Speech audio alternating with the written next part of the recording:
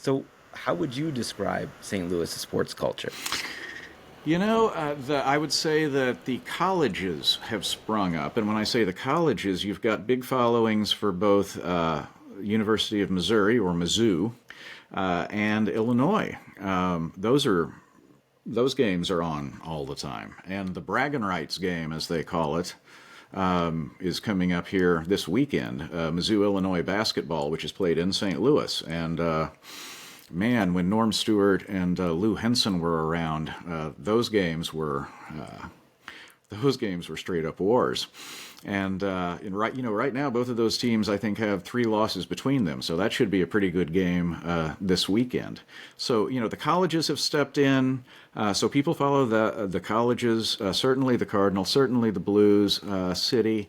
I think it's just kind of I would say that in terms of you hit it pretty well in that it's a little bit more fragmented than it's ever been before. It's hard to pin down, kind of because so many people follow so many things. It's like I've got friends and neighbors that their focus is the Premier League. Okay, that's fine.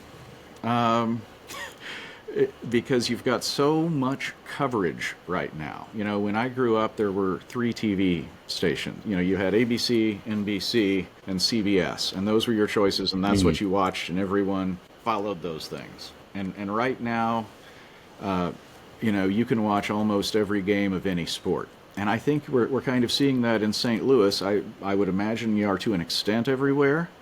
But I just think, that because of that, you're seeing people watch all kinds of sports, and it is kind of taking away from kind of what I would call a macro definition of a city. But, the Cardinals are going to bring everyone together no matter what, if they're winning. The Blues are going to bring, let's face it, those guys, one of the great scenes ever.